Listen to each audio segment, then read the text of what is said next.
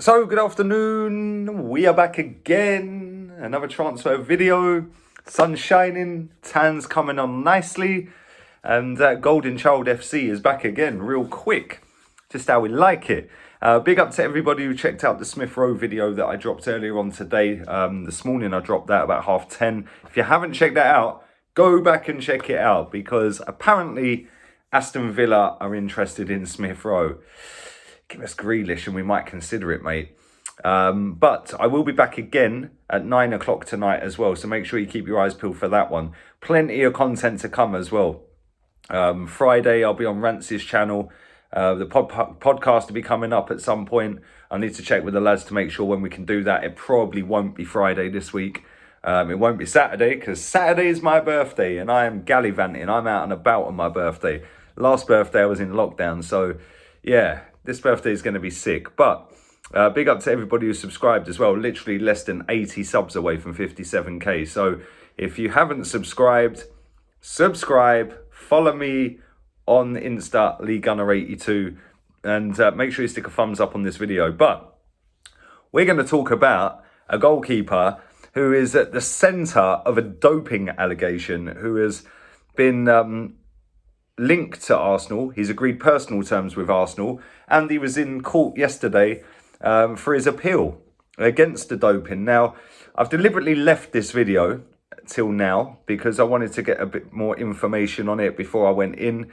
And basically, it turns out that he was taking some medication and it got mixed up with what he thought. Well, he thought he was taking his medication, but it turns out that it was actually his wife's medication, and that contained a banned substance, which obviously he tested positive for, and therefore has been banned from playing football. He's actually even banned from training with his teammates, so he's been training on his own. He's not allowed to go anywhere near his teammates, but he is out of contract at the end of June next year. And we are said to be real close on signing this bloke. Obviously, he has been to court. That was yesterday for his appeal. And that appeal will be, the verdict on that will be announced within the next week.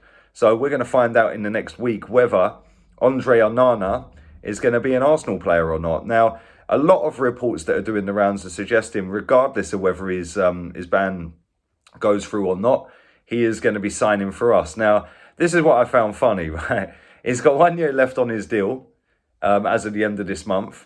And the fee is about 7 million quid, which, let's be real, is an absolute bargain, by the way. And I've seen a report today that suggests that if the ban stays, and it is going to be until February next year, then we could get him for as little as 1.7 million. This guy was valued at 40 million quid in 2019 via transfer market. Not always the most reliable place, but it's not bad. But of 2019, he was valued at 40.5 million quid, which, let's be honest, that was only 2 seasons ago, and we could potentially be getting ourselves a goalkeeper for as cheap as £1.7 million, or as expensive as £7 million. And when I've seen this guy play, let's not forget, he was in the Champions League semi. He was the goalkeeper that conceded the 3 goals to Lucas Moura. But let's not hold that against him. Every time I've seen him play, I like him. I think he's all right. I think footwork, amazing. Passing out from the back, crisp. No indecisiveness. Shot stopping okay. He's decent with that.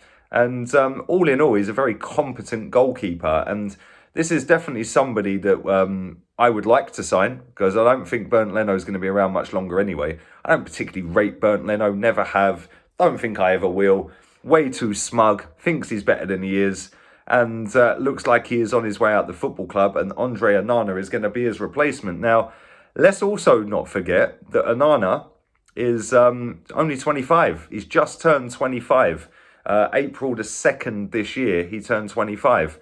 The only snag to this, well, 2 snags. Number one, his ban could still go through, which means we'll be without him until February. The second snag is that if it doesn't, obviously, upheld, and he does have to, and he can play football. He can play football immediately, which is always a bonus. But he is from Cameroon, and they are in the AFCON Cup, which will take place this season coming. So we're going to lose him to the Cup of Nations. So it's not a factor not to buy the guy. I'm just putting that out there, just letting people know who didn't necessarily know that. We have obviously got Matt Ryan, who looks like he's going to be signing for the club as well on a free signing. And all of a sudden, we've gone from having one goalkeeper that's pretty average and then Matt Ryan on the bench and Runnison on the bench to a goalkeeper that's actually very good in Onana and Matt Ryan, who's not bad as well. I'm kind of happy with that. So if they both go through, then that's not a bad start.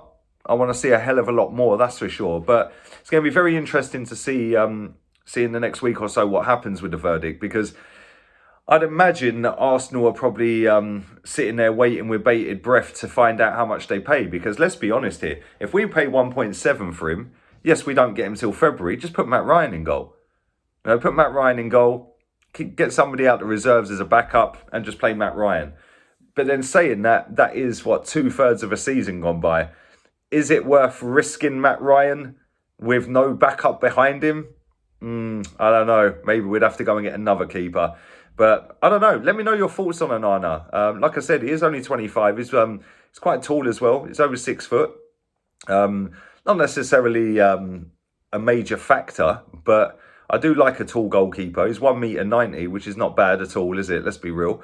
And he's right-footed, calm, cool and collected on the ball, decent shot stopper, and very quick in transition. From when he gets the ball, he wants to counter real quick. Obviously, he's come through Ajax for the last 6 seasons. I think originally he was at Barcelona at their youth academy.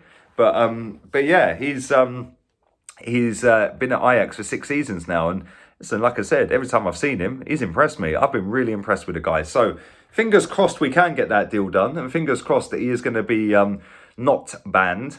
But let me know what you guys think. Do you rate him that highly? Do you think his ban will be overturned? And if not, would you sign him? Let me know in the comment section down below. And like I said, don't forget to go and check out the Smith Rowe video from earlier on this morning. Aston Villa, a link to him, so go and check out my thoughts on that one. And make sure you're back again at 9 o'clock. We're going to talk about Andre Silva, a different Andre this time, who is ripping up trees for Frankfurt, but is heavily linked with a move to Arsenal. Ain't everyone, and their dog, and their cat, and their sister, brother, twice removed, and all that one. Big up to everyone who's liked, subscribed, shared, share it around. Follow me on Insta as well, I appreciate that. And make sure you slap the thumbs up through the roof on this video, I really appreciate it. The 9 o'clock video will be the last one of the day as well, and then we'll be back again tomorrow. So all have a wonderful evening, and don't forget, Arteta out.